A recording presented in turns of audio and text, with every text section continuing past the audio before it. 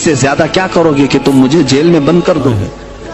میں کل کی تفسیر میں بھی یہی کہا، ایک مولانا صاحب نے کہا کیا آپ اتنا بول رہے ہیں، آپ پر ایسے ایکٹ لگائے جائیں گے کہ زندگی بھر آپ کی ضمانت ہی نہیں ہوگی۔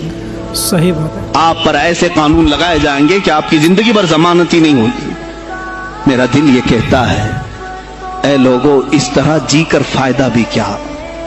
ایسی آزادی کس کام کی جس میں روز اٹھتے ساتھ میرے نبی کی شان میں گستاخیاں ہم سن رہے ہوں اور حضور کو کوسا جا رہا ہم کھاتے پیتے گھوم رہے ہوں؟ اس سے بہتر ہے کہ جیل کی کوٹری میں ہم زندگی گزار لیں، کل بارگاہ مصطفیٰ میں اٹھنے والا چہرہ تو رہے ہمارے پاس۔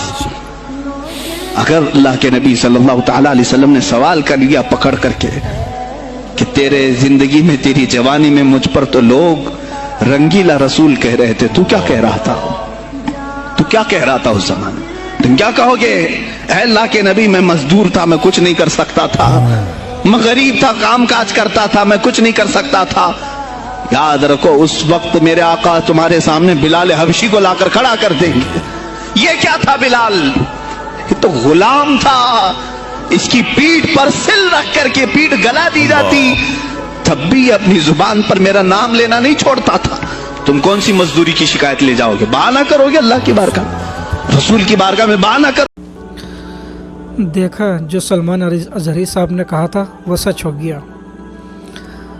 کچھ لوگ خوش ہو رہے ہوں گے کہ وہ جیل میں ہیں اندھ بھگ، تو زیادہ خوش ہونے کی ضرورت نہیں ہے، کیونکہ الحمدللہ اسلام میں اتنی چیزیں ہیں جس سے انسان کے دل کو سکون ملتا ہے، اور وہ تو مولانا مفتی ہیں، بہت اچھی چیزیں جانتے ہیں۔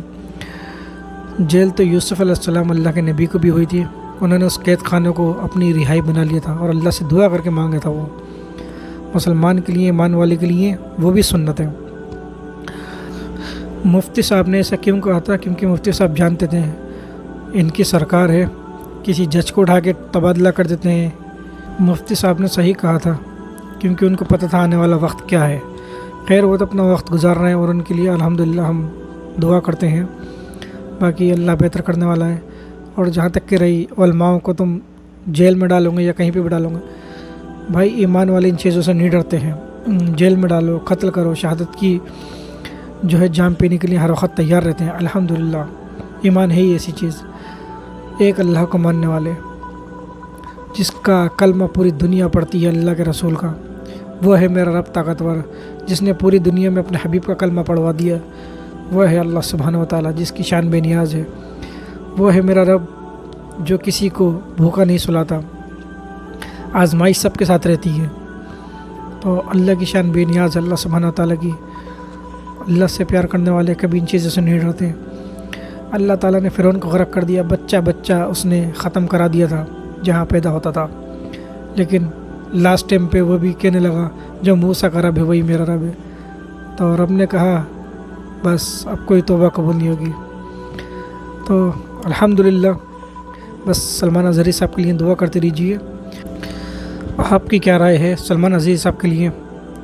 تو کمنٹ میں ضرور بتانا، اور ویڈیو کو لائک اور شیئر کر دینا ضرور، تاکہ یہ بات سب تک پہنچے۔ Thank you.